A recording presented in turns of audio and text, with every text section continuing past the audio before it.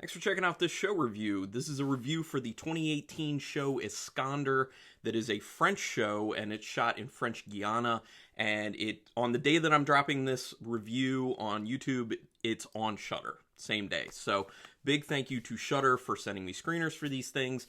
Big shout out to Sean Redlitz, who works for Shudder, who works hard to get these screeners posted. And I know that he had said there was a possibility he wasn't going to be able to get all of the episodes of Iskander up before it dropped, but he worked hard, he got it up there, and I appreciate that because I have now watched the whole show, so I can give you a full review. But this is a no spoilers review because I don't want to,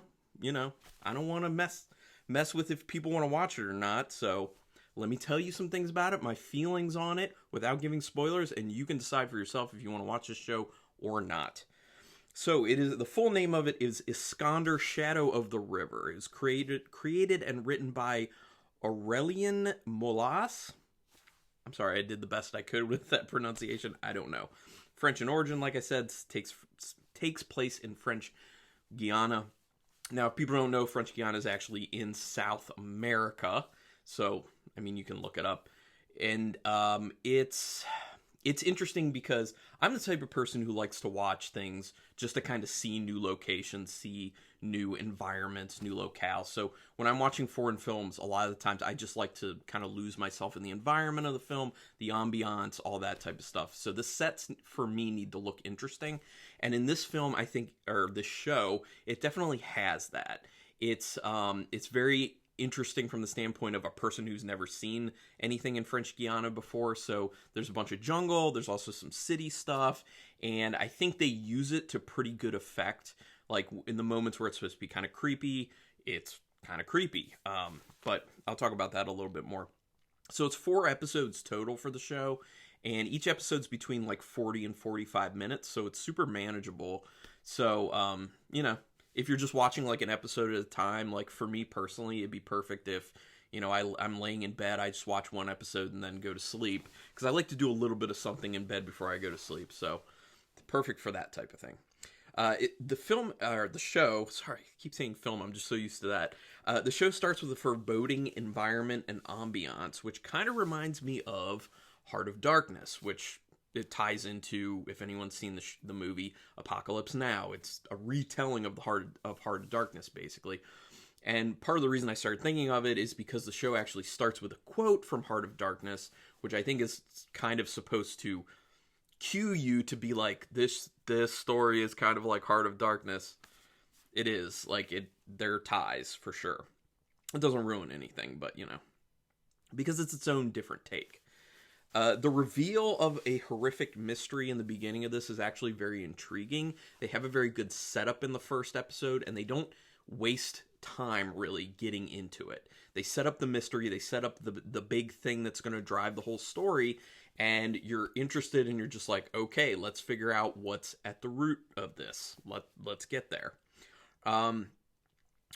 Wrote down, love seeing the landscape of other countries. This is no different. There's some really beautiful shots in it. Looks really good. It's got a bit of a CSI type vibe to it. It's kind of like police procedural-ish, CSI. There's a little bit of that, but there is the horror element as well. So if you like the sound of a fusion of those two things, then I think you would enjoy the show. If you don't, then you probably wouldn't really enjoy it. The big question is, what does the word Iskander refer to in this? And you don't find out for quite a while. And, for me, it's an overall interesting concept. I do wish they would have executed it a little bit differently, but in my opinion, it's interesting enough that having seen it, I'm glad I saw it. Now, so let's set up a scenario. Current me talks to a me from, bunch of days ago, and I have not seen Iskander, and I'm not going to do a review for it necessarily. And that, in the past me asks the current me, hey, should I watch Iskander? I have all these other shows I want to watch. I would probably say no.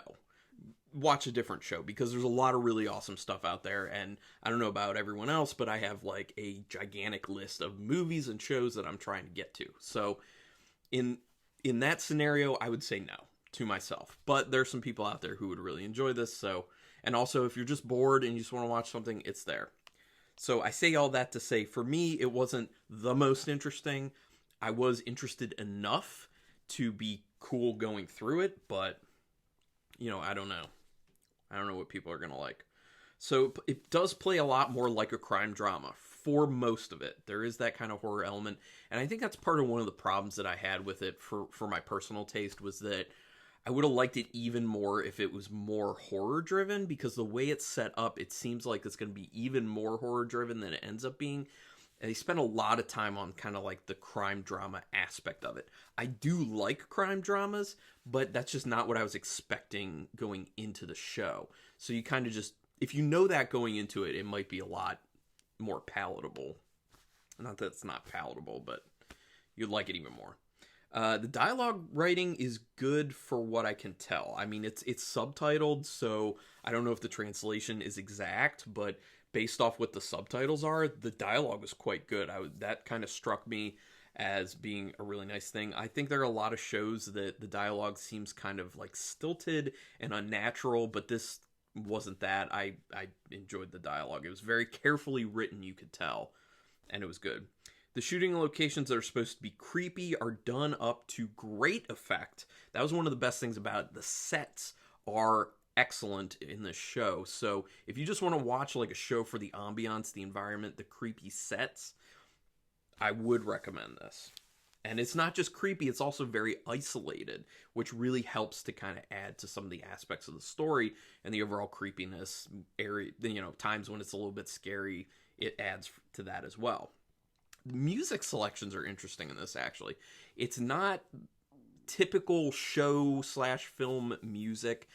You can tell that there are a lot of non-traditional items used to make some of the music, including just like actual clapping for some of it. And I kind of liked it. It was something very different, and I don't know, it felt like it really went with how they paired it up with what was going on in the show. So overall, themes-wise, there are a few themes that I kind of saw in it. It touches on mental and emotional toll of kind of being in a law enforcement capacity. That's kind of interesting, but at the same time, like, I felt like they overplayed that a little bit because of it's, you know, it's like a horror show, you know, like I didn't want to get as deep into that as I did want to just get into like the heart of the main story driving it, or the main mystery driving the story. So it has some themes of racial divide and how that translates to how certain segments of the population end up interacting with each other, including a few populations and law enforcement. So I feel like for that reason, it kind of translates well to a lot of places, to be honest. Like, it translates well to stuff that goes on in the United States. You know, there are, you know, different populations within every country interact with each other differently. And this kind of highlights that as one of the main themes. So I thought that was kind of interesting. And it also has a theme of chasing down your destiny. Either chasing it down or also kind of going with it. You know what I mean? Like, not fighting your destiny. Because there's a little bit of like trying to find out what your destiny is, finding out what your destiny is in a sense, and then making the choice of do I feel like I accept this destiny or not accept this destiny. So that's going on with at least one of the characters. So that's all I'm going to say because I can't ruin things. So anyway, so for the star rating for this out of 5 stars with half stars in play, I'm going to give it a 3-star rating. I think it's good. It's just not, like, I wouldn't rewatch it. I'm not upset that I watched it because it was definitely entertaining enough. There were actually plenty of times where I was very, very engaged. It's just, for me, the whole, like, horror and crime drama bringing together of it wasn't what I was personally looking for, but I could see some people really enjoying it. It has an interesting story. I like the whole time with, like, Heart of Darkness, because I love that base story for things. Like, you know, Apocalypse Now was awesome, and it's totally based off Heart of Darkness. Plus, I've read the book, and it's a great book, so. But anyway, people, let me know what your thoughts are. If you've already watched it, or if you're going to watch it, put comments down there, and we can talk about it. You can give me a like on this, but the big thing is pay me back with a subscribe. I would really, really appreciate that. If you like any video I do, costs you nothing.